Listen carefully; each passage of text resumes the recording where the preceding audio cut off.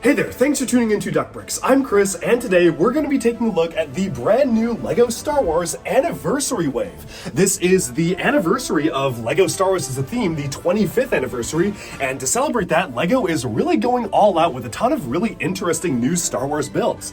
Now, in addition to a number of unique builds, including the 10-4 boarding hallway scene with ARC Trooper 5s, which I'm so excited to put together, as well as the R2-D2 set, which does include Darth Malak as one of the anniversary figures, so I'm really excited for this one to complement all of the other Old Republic stuff. We're getting a series of midi-scale vehicles. The midi-scale Millennium Falcon is a really nice build that we haven't seen this scale since we got the original midi-scale Falcon years ago, so it's going to be really cool to do some side-by-side comparisons there. And we're also getting a midi-scale 10-4, and for the first time in LEGO form, the Invisible Hand is an actual set. Yes, they are midi-scale, and this one's a little overpriced, and we'll get more into that in the review itself, but I'm excited to put these together and share my thoughts on just the beginning of LEGO Star Wars' 25th anniversary wave. Let's jump into the mega review right now. Okay, so here are all of the sets from the March 1st LEGO Star Wars 25th Anniversary Wave. And this is definitely one of the most interesting waves of LEGO Star Wars sets we've gotten in a long time. In fact, only one out of all of these sets is minifigure scale, and that is the Boarding the 10-4 hallway set here. The rest of them are either midi-scale or a weird in-between scale. That's not quite UCS, but not quite the scale of some of the other standard droids for R2-D2 here. Altogether, it clearly sees that LEGO is taking a lot of risks with this lineup, and I find that to be really exciting because for LEGO Star Wars, a lot of complaints are that it feels a little bit stagnant, and they aren't really doing anything different, and this is certainly rather different compared to other waves that we've gotten in the past. Starting off right here, we have 75375, the Millennium Falcon. This has 921 pieces, although many of those pieces are pretty small detail elements, and retails for $85 or 85 euros. Next up, we have 75376, the 10-4. This has 654 pieces, retailing for $80 or 80 euros. And then next up here we have 75377, the Invisible Hand, which retails for $50 53 euros, and comes with 557 pieces. Over here is 75379 R2-D2 with 1,050 pieces, coming for $100 or 100 euros. And then lastly, we have 75387 Boarding the 10-4, which is a set that has 502 pieces and retails for $55 or 55 euros, and is intended to be something that you can extend pretty much into infinity and use it as an army builder of sorts. Now, two of these sets do include these special 25th anniversary figures that are unrelated to these sets that they come in. In fact, they have nothing to do with the eras at all, and they're really just meant to be bonuses for people who do get the sets as part of the anniversary celebration. The first one here is Fives, ARC Trooper 5s, who is one of my favorite characters from the Clone Wars TV show, and there's a lot of controversy over how they were able to depict him in minifigure form. More on that later when we take a look at the minifigures. And then we have a character from Star Wars Legends, Darth Malak here, who is from the Old Republic, a line that I never thought LEGO would ever revisit, but it's really cool we actually get him in minifigure form to finally complement the Dark Revan and all of the other characters like Darth Malgus that we got all the way back in, it must have been 2012 for the Old Republic sets. Now, these two figures come in the two sets that are not the midi-scale sets, so Fives comes in Boarding the 10-4, Darth Malak comes in the R2-D2 set, and all in all, the other three sets for the midi-scale ships do not come with any minifigures at all, which definitely has proven to be a fairly controversial choice. But now, I'll give my brief thoughts on all of the sets combined in this mega review for LEGO Star Wars March 1st 25th Anniversary. We're going to start off with the smallest set here for $55. This is Boarding the 10-4, and we'll take a look at Fives later on. And this is, again, meant to be one of those types of LEGO Star Wars dioramas that you can basically buy a ton of and then just continue to extend them back and forth. The interesting thing is that there are only Technic holes on one side of it, so basically what you're supposed to do is if you have another one, you kind of rotate it the other way and have the other side of the hallway, so it's kind of alternating based on what angle you're looking at, which is interesting. Until you get to the back and realize that, well, if you buy multiples, you're going to be looking at a whole lot of this, and clearly this was not really the angle it was meant to be viewed at. So I kind of wish there was a way to make it a little bit more uniform, kind of like just a singular straight hallway. I mean, you could always just line them up without attaching them, but it is a little bit strange the way that they've actually decided to make these modular with each other. Now, this has a number of different play features. As you can see right here, there are a ton of different Technic levers, and they all pretty much accomplish the same thing, and that is flipping your soldiers out in a pretty crazy explosion. You can kind of cause them to be blasted here and there, which is a pretty fun actual play feature for the set itself. That was a lot more fun than I thought it would be, to be completely honest, to just line a minifigure up and then just absolutely yeet them or cause them to be exploding out in one area. It's a pretty fun play feature, and I'm glad they were able to incorporate some sort of play into the set itself, even though it's not the most visually exciting thing, and maybe it's not the craziest of play features, it's still pretty nice. The set is basically your perfect Rebel Trooper versus Stormtrooper army pack, with a few exceptions, because it does come with Captain Antilles, which I think was a good thing, but kind of makes it a little bit more difficult to army build because he is one specific named character. The same goes for Darth Vader, and we know that we don't need a million fives, so I would say it's a bit of a mixed bag in terms of actual army building, sort of like the Luke versus Death Trooper hallway set, but it is a nice little diorama, and one of my favorite features of the set, actually I'm going to clear out the minifigures here, is if you turn this lever downwards, just pay attention to the door here, you can kind of see that this is what it looks like when you've kind of blasted open the door, which of course is mimicking that famous scene that started off A New Hope, causing Darth Vader and his stormtroopers to board the Tantive 4. And this is really cool. The amount of detail factored into this kind of broken open doorway is really nice. I love that they were able to factor that in, and it just pops back and forth. You can also control it on a lever here if you just want to manually actuate it like so, but it's not as cool as controlling it from the back and actually seeing everything move automatically. Otherwise though, there's not a lot going on with the set, and clearly the backside is very much not meant to be seen by really anybody else. It's really only meant to be viewed from one angle, because this entire thing is just mechanism, which makes it even a little bit stranger to me how they encourage you to buy multiple copies knowing that the ugly backside is going to be very exposed. Now, minifigure-wise, I'm pretty happy with the minifig selection. I think it's pretty much the perfect minifig selection that you would hope to have in a set like this. 2 Stormtroopers, Darth Vader with arm printing, as well as 2 Rebel Troopers and Captain Antilles is pretty much perfect for a boarding the Tantive 4 set. Like, this is basically what I would expect to see from a set like this. And then the extra 5s is nice, but I do have my reservations about the way the figure was done, which we'll take a look at in a second. Overall though, for $55 US, I am admittedly having some trouble seeing the value here. At the end of the day, it is just kind of a rectangle, and there's some nice details here. I do like the exposed panels kind of showing maybe some battle damage, and you also have that really fun function to open the door. But it basically is just a pretty kind of standard LEGO set for display, and I feel like this is a set that people have been asking for. A lot of people have wanted to see this scene as a LEGO set for a long time, and I'm really happy that those folks are going to be able to get something like this, because it is a very iconic movie scene, but because it is just a scene from a movie, it's not the most dynamic playset. I could definitely see a much more interesting playset being factored in for any of LEGO's other themes that aren't really necessarily licensed and tied into one single movie scene, where here you just kind of feel like, okay, well, it's a hallway, it's kind of a rectangle, nothing super crazy going on, and there honestly wasn't too much that LEGO could even do with the concept. At least it's not as boring as the Obi-Wan versus Darth Vader, which had a similar price point and was literally just a flat, like, piece of gray rock, so they have at least something interesting going on with the shaping of the hallway itself. It's just not the most riveting build. Now, of course, the big draw here are supposed to be the minifigures, because really, for a lot of the collectors of LEGO Star Wars, you're getting this for the figures themselves. Darth Vader is unchanged from previous appearances, but that's not a bad thing, because this is pretty much the perfect Darth Vader, with arm printing that looks really fantastic, and I do like the headpiece included as well. Unfortunately, this is not the A New Hope version of Darth Vader, but this is actually the Empire Strikes Back version. I hate to get really nitpicky, but yes, there are some differences in the way the lights are set up on the chest and the way that the fabric goes that set him apart from the actual Empire Strikes Back versus New Hope versions of the character. So technically this minifigure is inaccurate.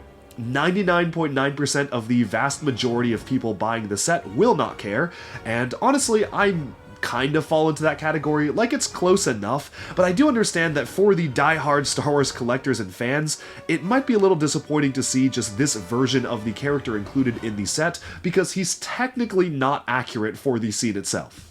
These Stormtroopers are pretty much the standard Stormtrooper that was introduced in the Stormtrooper mech last year. They do have unique heads, and this one is actually a really nice one to get using one of the relatively newer LEGO skin tones, so that's actually quite a nice piece, and I'm glad they were able to add in some diversity into the Stormtroopers themselves. Although they're just good army builders, you can get these for pretty cheap because they threw them in one of those magazine packs for the Europe exclusive magazines, so I'm very glad they did that for army building, but that also means that these are not the most exciting figures because you can get them army building already without having to spend like $55 on a set like this, unlike something like the Dark Troopers, which you could only really amass in bulk by getting a hallway set. Moving on to the Rebel Troopers and the Captain Antilles figure, these two are identical, and they just have two different expressions for the head. There is actually a difference between these figures and the previous one.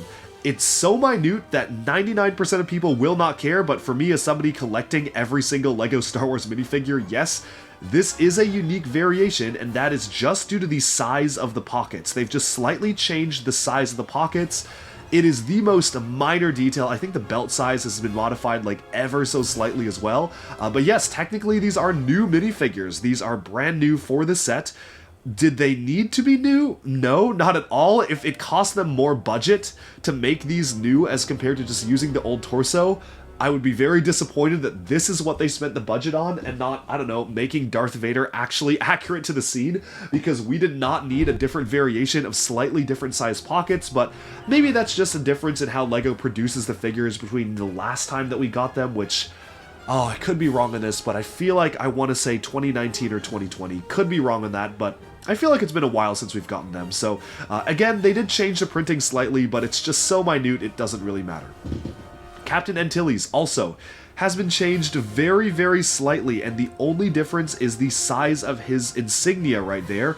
Again, super minute difference, and I feel like they could have just given us the identical minifigure that we got just a few years back and it would have been totally fine, but now he does count as his own variation. He does actually have this exclusive face print, which kind of shows him getting choked out by Vader, which is really funny to have that as an actual expression for the minifigure, but overall, not the most interesting minifigure, and I don't really know why they had to give us a new torso design. It's funny that I'm like complaining about getting a new figure. Like, if anything, usually getting a new figure in a set is cool. I'm like, I usually complain if they reuse figures.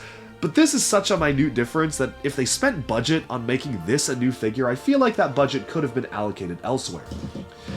Speaking of new minifigures, this is really the draw of the set for minifigure collectors, and this is ARC Trooper 55555 Fives. Now, Fives is one of my favorite characters in pretty much all of Star Wars media in general. He's really interesting to follow his journey over the different Clone Wars arcs, and it's really, really nice to finally get him as a minifigure. It has been a long time coming.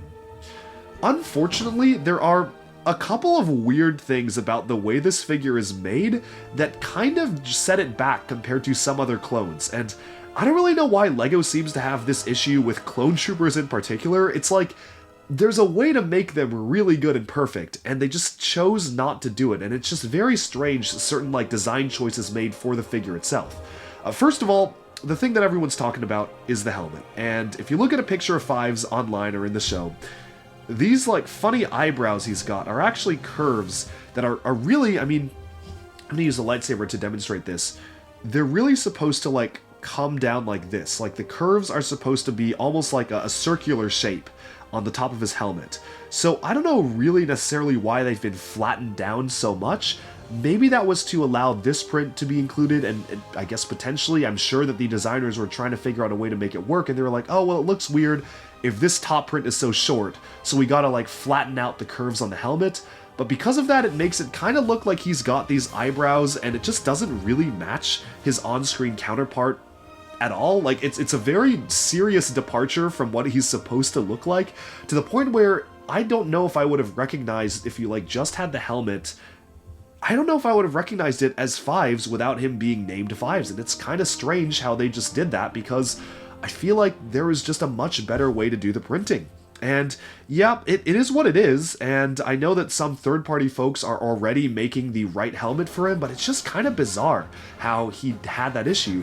Arm printing, though, is beautiful, and I love how they are giving these characters arm printing, especially Captain Rex, and now Fives. Getting arm printing is so good for a figure like this, and I do like how he has the brick-built backpack as well, but then the other thing that throws me off is the way they did the pauldron. Like, the pauldron is supposed to kind of droop down, and it's supposed to kind of be like folded down like this and also folded in the front, but the piece is literally just one single flat piece. So I had to literally manually crease it, which felt really weird. Like, I had to induce a manual bend into the piece itself by kind of folding it up, which felt very wrong to me, to make it look kind of okay, and then it just keeps on resetting back to its original flat position, so it kind of looks like he's got like funky 80s shoulder pads on, which is not really the intent you're trying to have. Like, these are supposed to be bent down, and LEGO has done it before. Like, they've given us a plastic piece for this, they've given fabric pieces like this before,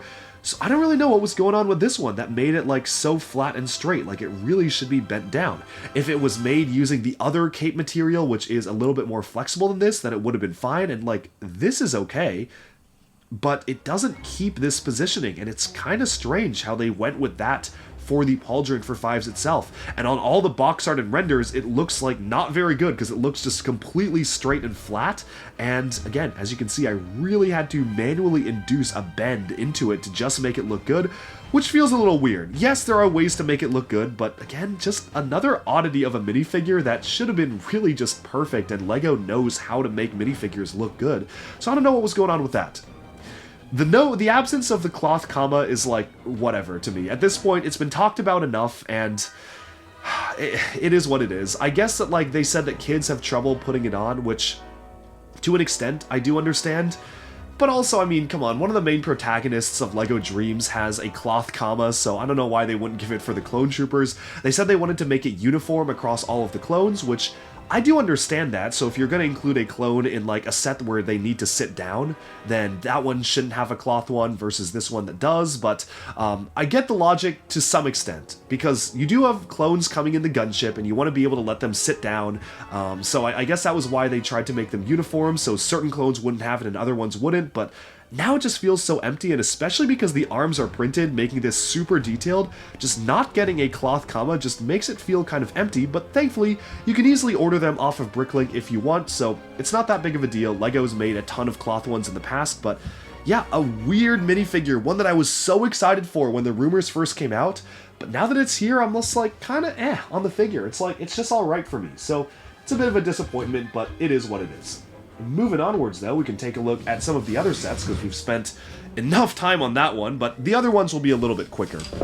I'm going to move on to the midi-scale Millennium Falcon, because I feel like that's kind of almost the flagship set of the wave. Initially, for $80 US, this really doesn't feel worth it. Like, this does not feel like an $80 set to me. But honestly, it's really grown on me after putting it together, and I do understand a lot about why it is priced that way, and that's because this is absolutely chocked full of detail. Like, they've got detail on the underside of the model, which is kind of a shame because the Falcons are like the only sets I don't hang from the ceiling. I wall mount them, so I'm still never going to see this, but I do appreciate the attention to detail just factored all throughout the model. When you're building it, there are little Easter eggs hidden throughout where you build, like, you use little multicolored studs to depict like Han Solo and Chewbacca, C-3PO, R2-D2, Luke, and Leia. There's even a printed Dedrick board inside that you're never going to be able to access. Like, it gets fully covered up, and it's purely just there for the building experience, and this clearly was made with a lot of love. If you compare it next to the older midi-scale set, the difference is night and day. This is just an absolute feat of engineering, and it's a lot more complicated than it may seem. Like, if you look at the way these panels are set up, these are all at like very, very slight angles to capture the rounded nature of the Millennium Falcon. Are there gaps? Sure. I think the most egregious gap for me is here. I don't know how they could have filled it up more. Like, I think this is probably the best they could have done, but this feels a little gappy in the way this is done. But overall, aside from that, it is really, really nicely closed up. Like, this is a beautiful model. Now, I know a lot of people are mixed on the mini scale sets. Some people love them, and they do sell very well, like the previous one with the Nebulon and then the Executor last year. Those sold so well, so that's why LEGO is doing a lot more. I know also some people who really despise these and only care about being able to put minifigures in the sets. And I guess it's just not for everyone, you know? Like, these are not necessarily made for the average LEGO Star Wars fan. I think they're really just made for the people who love to put things on display. And this is clearly meant to be an adult-oriented set, which is interesting given that so many of these sets this time around are specifically adult-oriented. I feel like LEGO has really pivoted the Star Wars brand to be focusing on stuff like that. So it is a really cool set. It is what it is. And I am personally in the camp that they should have at least included a minifigure in these sets. Like, in the mini scale skets, it would have been really great to, I don't even know if you necessarily needed to give us like a 25th anniversary figure, but just like a Han Solo minifigure. I mean, it would have been really great if they had Han Solo and Chewbacca, but I would have gone for just a Han Solo, and yeah, he can't fly the ship, and I guess that's why they chose not to include it, because they were like, well, if we include minifigures, it's a little confusing, but there's literally spots on the base to stick minifigures to, and I feel like that is a bit of a missed opportunity. Again, you can use your own minifigures to pose in the stand itself and put these on display, but it would have been nice, and I feel like that would have just felt more justified for the price point, because $80 for something that's like kind of the size of my hand, like I've got big hands, but my hands are not that big. Like it's not a huge build. It is what it is, and I do feel like for this set, the price is worth it. Oh no, it's not 80, is it? Isn't it more? Well, this is embarrassing. I'm pretty sure, isn't it 85? If it's 85, it's, oh, that's tough. Okay, yeah, this is 85 US dollars. Oh, I don't know. I think it's a little overpriced in that sense. I know it's only $5 more, but man, yeah, $85 is a lot to pay for something the size of my hand. It's really detailed, and it is maybe, arguably, aside from the UCS ones, one of the most detailed versions of the Falcon we've gotten to date, and I even count the minifigure scaled ones in that, and it's a beautiful build. It's so much fun to put this together and literally learn from it. I feel like I learned building techniques by putting it together. But 85 is a lot, and I'm very curious to see how this set sells. Speaking of $80 overpriced sets though, what are they cooking with this one? Because the Tantive is a good set. It's a nice build. I do like the way it's constructed. I feel like it's very detailed. It's really fun to put together. But it has 654 pieces. Again, a lot of which are small pieces. Whereas with the Millennium Falcon, $85 felt reasonable because, I mean, maybe in the realm of reasonability because it does use so many detailed elements and it does have so many great details to the way it's put together, and it's just a really solid model. But this one, oh, $80 for the Tantive 4? I don't know about that. I don't know about that, to be completely honest. And I feel like out of all of the midi scale sets, this is the one that kind of shocked me when I heard the price, because I saw pictures of it and I was like, okay, this is a pretty decent $60 set. You know, it's pretty narrow, it's kind of small. Yeah, it's got the big engines on the back, and it's got a lot of detail on the sides, but okay, it's like, this is, like, holding it in my hand feels like a $60 set. If it was 65, that's pushing it already. Like, 65 feels fair. 80? No. I do not get 80. I do not like $80 for this. I do not. I mean, I bought this with my own money. I didn't get sent any of these for free. I bought these myself. And even if I was sent them, I'm still not afraid to call out a set if I feel like it's overpriced, and it is just how I feel. I mean, I do feel like this one is a little bit overpriced, and don't get me wrong, the build is really good. I think this is basically the best midi-scale Tantive 4 that you would want to have. Like, it's got so much engine detail, and yes, much like the Millennium Falcon, it has detail. Oh wow, it just popped right off the stand there. Okay, there we go. Much like the Millennium Falcon, it has detail on the underside of the ship, which is going to look great when hanging it from my ceiling. You have even one of the escape pods that has already been jettisoned, which is really great. You've got the gun details, you've got stickers on the bottom of the ship, which is really rare to see. Clearly, this was meant to be a nice display model, and I do respect it for that. I do like how it is a good display model, and it looks great, but for $80, Not at all. I am not feeling $80 whatsoever. I'm sorry, that's just how it is. I don't like it for $80. I feel like this should have been 65 tops. 70 I would also be complaining. 80 is kind of ridiculous. And for 650 pieces, and a lot of those pieces are small details, I don't get it. I really don't get it, and I'm very curious to see if this set sells well, or if LEGO will maybe learn their lesson about overpricing these midi-scale sets, because this one is a little bit outside of the realm of reasonability for me. It is what it is. I like the build. It's really detailed and nice. You can do a lot of stuff with it. You can even like move this around. You've got all the guns that can move, but yeah, $80, nope. No thank you. Moving onwards though, we can take a look at the last midi-scale ship before we take a look at R2-D2. And this one is actually arguably, I might even say, my favorite of all of them. And yes, I am biased because I love the prequel era. I love the Clone Wars. I love everything to do with that world, and this is also pretty fairly priced. $557 gets you $50 or 53 euros. Does it still feel high given what you have? Like, it is kind of a small ship.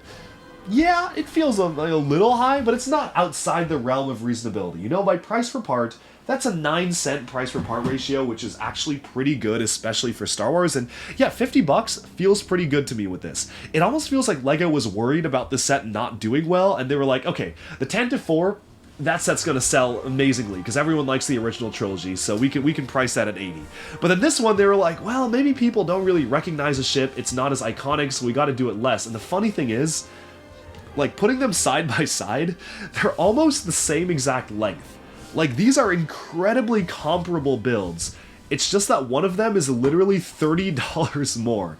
Like, this should not be $30 more than this. They're the same size. Like, come on, what are you doing?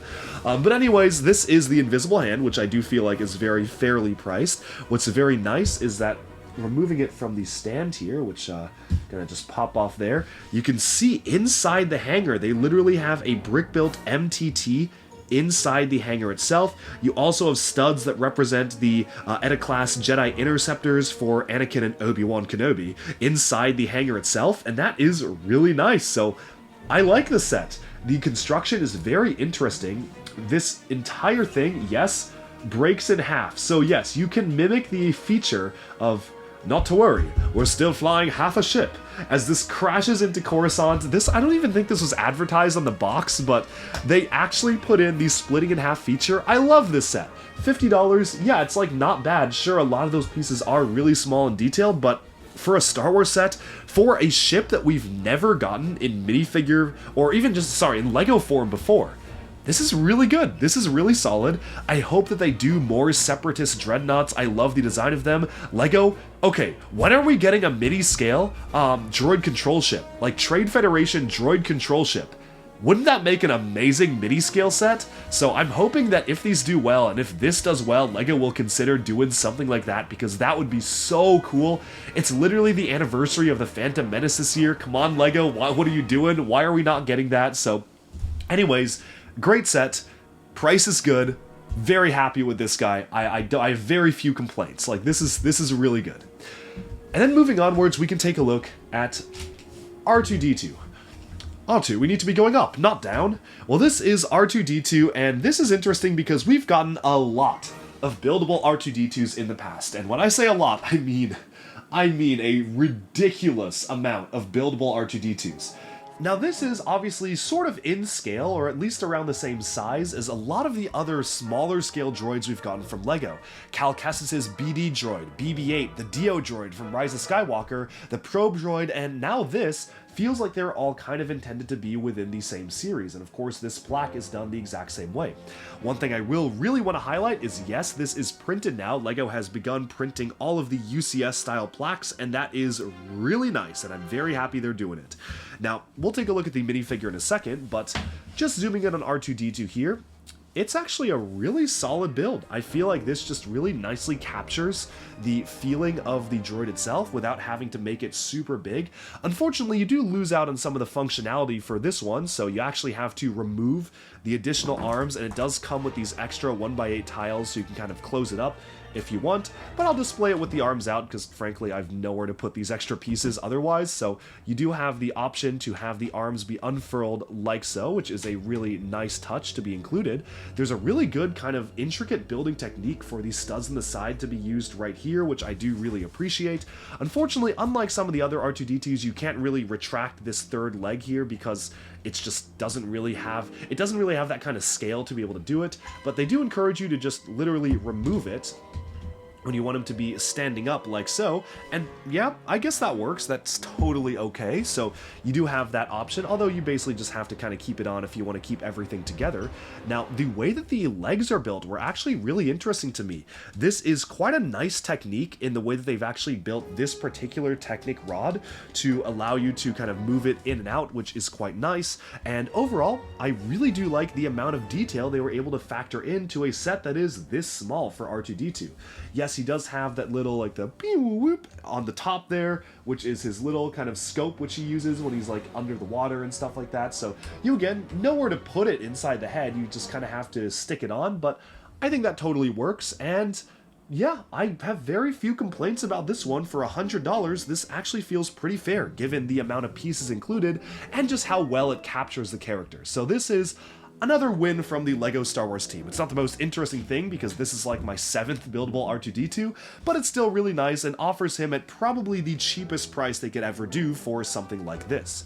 Now, Darth Malak is a really nice minifigure, and this is featuring all new prints as well as a new molded jaw piece.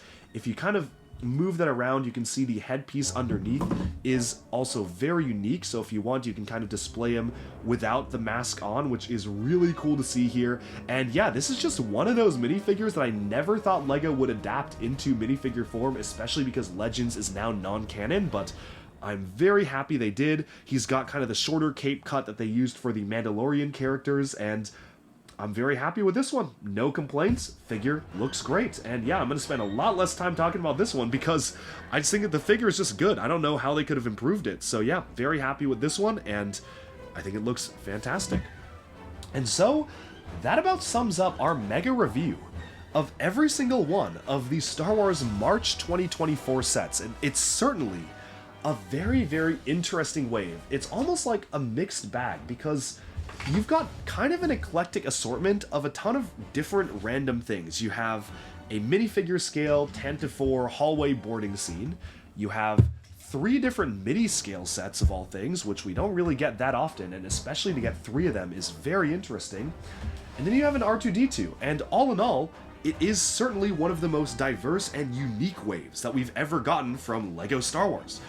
Now, I'm very curious to see how well these sets are going to do. Everybody loves the mini-scale sets, so I'm sure they're going to perform well, but I really hope LEGO learns their lesson on this one. Like, honestly, I would not recommend getting this one until there's a sale, if only to kind of show LEGO that, like, hey, this is too much money. Like, why are you asking $80 for this when this is $50, and some could argue the better set? So it is what it is. The Falcon is beautiful, as usual. I mean, LEGO always cooks on these, but this is really nice. Like, this is an absolutely gorgeous model. I love the Millennium Falcon.